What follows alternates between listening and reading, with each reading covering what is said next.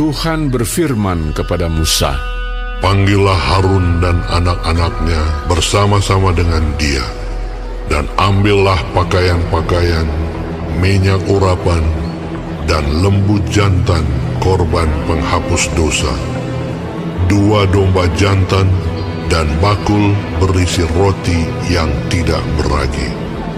Lalu suruhlah berkumpul segenap umat ke depan pintu kemah pertemuan." Musa melakukan seperti yang diperintahkan Tuhan kepadanya, lalu berkumpullah umat itu di depan kemah pertemuan. Berkatalah Musa kepada umat itu, "Inilah firman yang diperintahkan Tuhan untuk dilakukan." Lalu Musa menyuruh Harun dan anak-anaknya mendekat, dan dibasuhnyalah mereka dengan air. Sesudah itu dikenakannyalah kemeja kepadanya, diikatkannya ikat pinggang, dikenakannya gamis, dikenakannya baju efod, diikatkannya sabuk baju efod, dan dikebatkannya sabuk itu kepadanya. Dikenakannyalah tutup dada kepadanya, dan dibubuhnya di dalam tutup dada itu Urim dan Tumim. Kemudian ditaruhnyalah serban di kepalanya, dan di atas serban itu di sebelah depan ditaruhnyalah patam emas, yakni jamang yang kudus, seperti yang diperintahkan Tuhan kepada Musa. Musa mengambil minyak urapan, lalu diurapinyalah kemah suci serta segala yang ada di dalamnya, dan dikuduskannya semuanya itu. Dipercikkannyalah sedikit dari minyak itu ke mezbah 7 kali, dan diurapinya mezbah itu serta segala perkakasnya, dan juga bejana pembasuhan serta alasnya untuk menguduskannya. Kemudian dituangkannya sedikit dari minyak urapan itu ke atas kepala Harun, dan diurapinyalah dia untuk menguduskannya.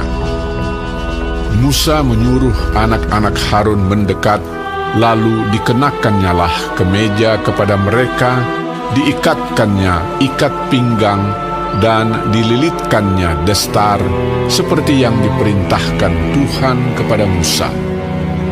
Disuruhnyalah membawa lembu jantan korban penghapus dosa, lalu Harun dan anak-anaknya meletakkan tangannya ke atas kepala lembu jantan korban penghapus dosa itu. Lembu itu disembelih, lalu Musa mengambil darahnya, kemudian dengan jarinya dibubuhnyalah darah itu pada tanduk-tanduk mezbah sekelilingnya, dan dengan demikian disucikannyalah mezbah itu dari dosa. Darah selebihnya dituangkannya pada bagian bawah mezbah. Dengan demikian dikuduskannya mezbah itu, dan diadakannya pendamaian baginya.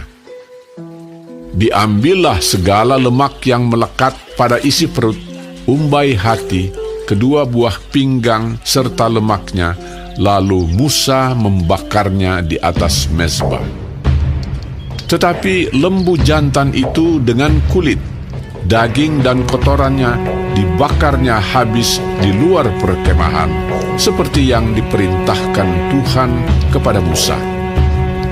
Kemudian disuruhnya membawa domba jantan korban bakaran, lalu Harun dan anak-anaknya meletakkan tangannya ke atas kepala domba jantan itu. Domba itu disembelih, lalu Musa menyiramkan darahnya pada mezbah sekelilingnya. Domba itu dipotong-potong menurut bagian-bagian tertentu, lalu Musa membakar kepalanya dan bagian-bagiannya dan lemaknya.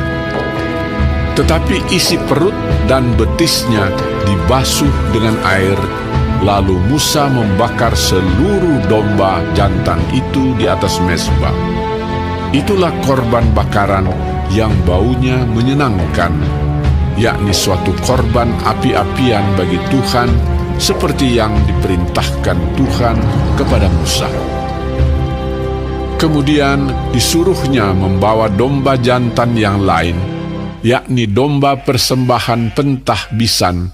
Lalu Harun dan anak-anaknya meletakkan tangannya ke atas kepala domba jantan itu. Domba jantan itu disembelih.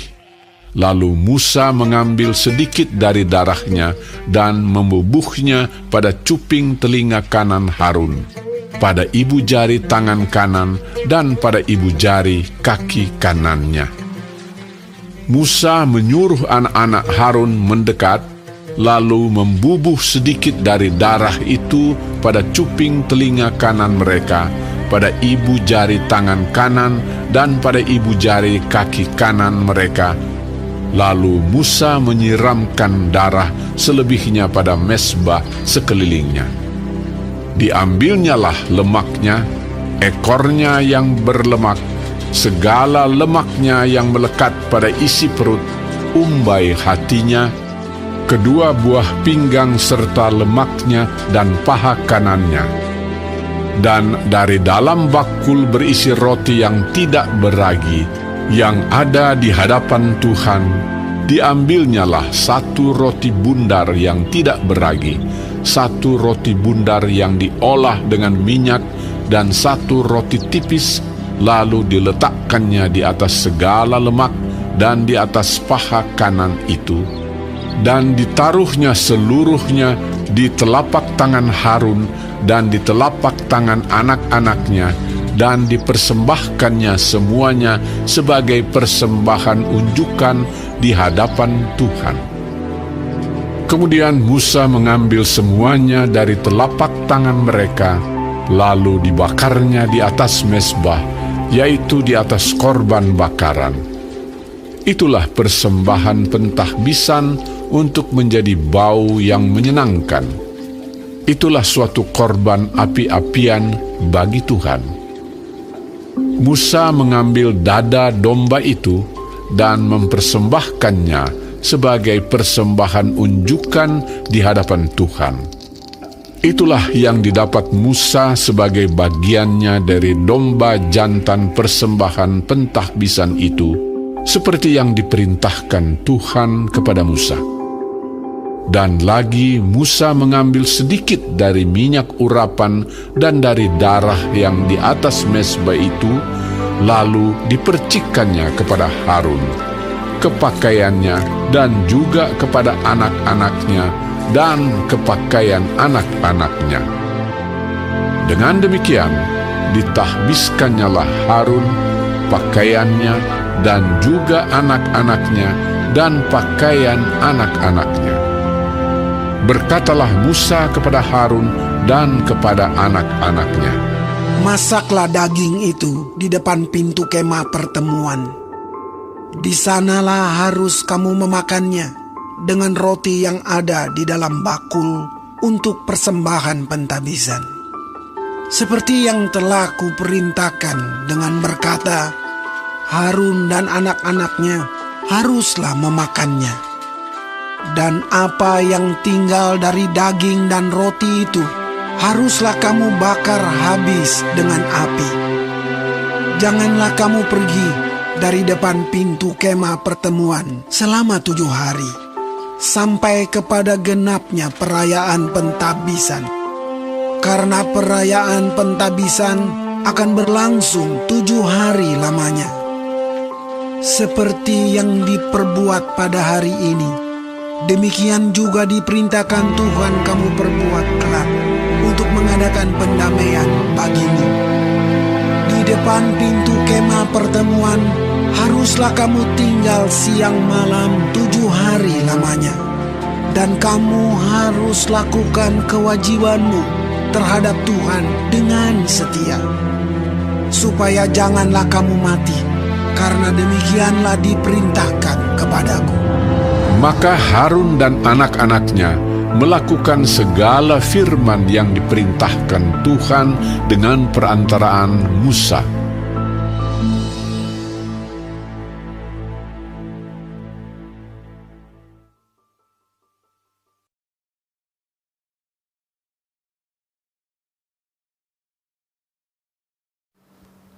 Shalom saudara-saudaraku yang kekasih di dalam Tuhan Yesus Kristus. Puji Tuhan kalau kita masih hidup sampai hari ini dan dapat mempelajari firman Tuhan, petunjuk dalam kehidupan, pedoman dalam kehidupan dari Imamat pasal ke-8. Tuhan Yesus memberkati.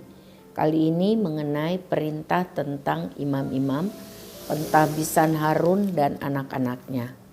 Saudara-saudara, Pasal 8 menggambarkan mengenai pentahbisan Harun dan anak-anaknya menjadi imam. Dalam perjanjian lama, seorang untuk dapat menyembah Tuhan memerlukan untuk membawa persembahan, juga memerlukan pelayanan imam. Keimaman Lewi yang digambarkan di dalam pasal ini telah digenapi dalam Yesus Kristus, imam besar kita yang agung, yang sempurna dan kekal, tercatat di dalam Ibrani 2 ayat 17.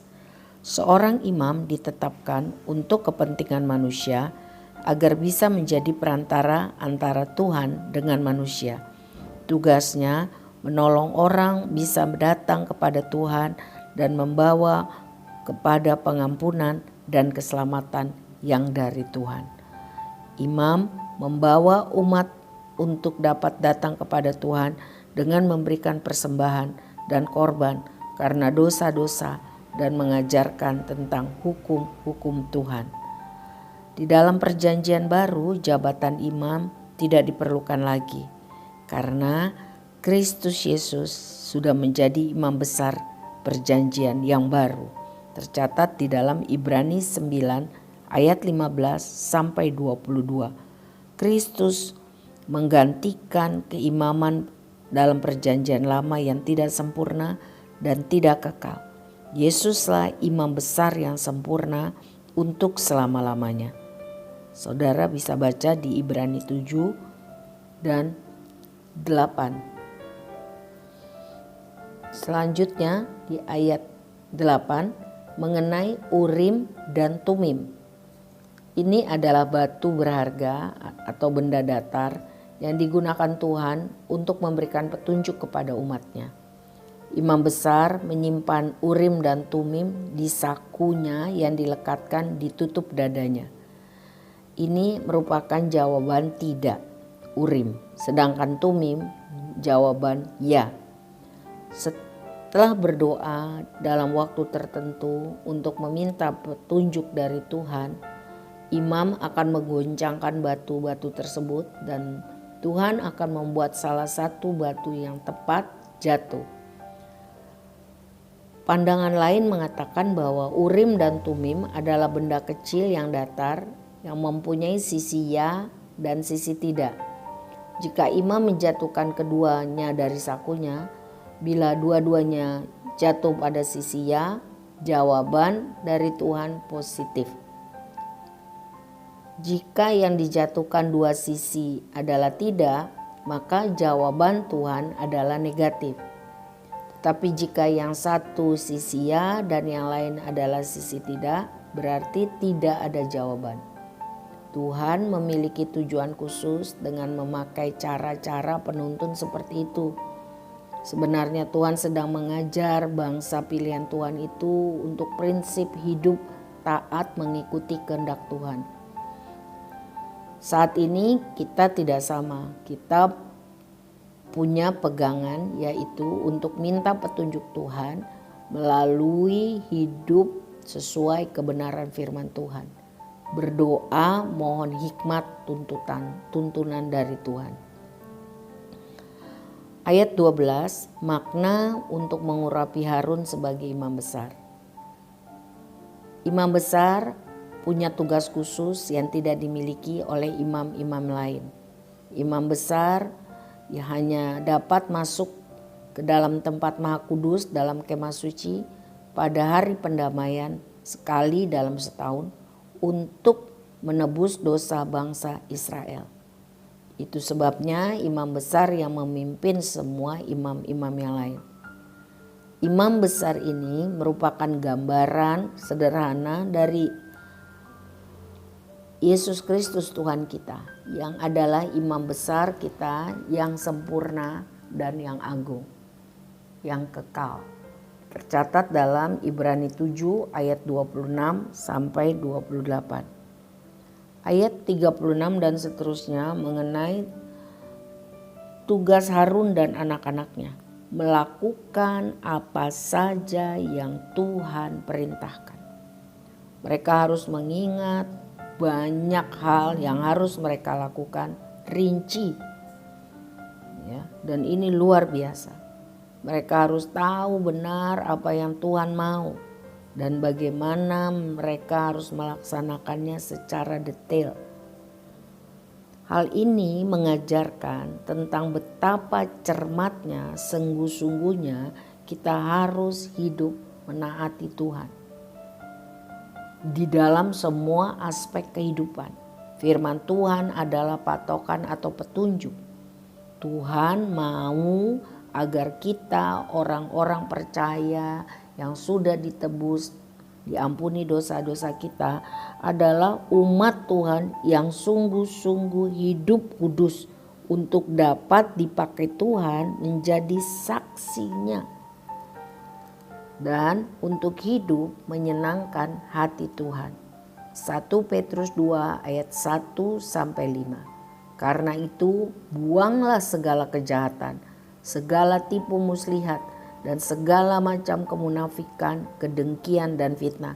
Dan jadilah sama seperti bayi yang baru lahir, yang selalu ingin akan air susu yang murni dan yang rohani, supaya olehnya kamu bertumbuh dan beroleh keselamatan, jika kamu benar-benar telah mengecap kebaikan Tuhan.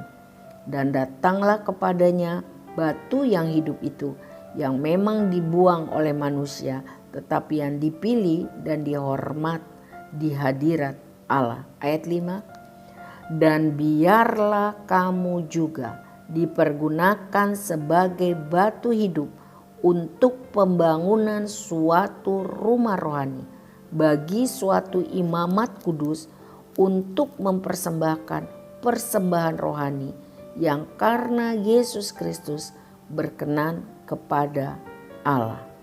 Tuhan mau kita semua menjadi orang-orang imamat yang rajani, orang-orang yang kudus, umat kepunyaan Tuhan, pemberita-pemberita perbuatan Tuhan yang besar yang kita alami. Tuhan telah memanggil kita keluar dari kegelapan kepada terangnya yang ajaib. Terpujilah Tuhan. Amin.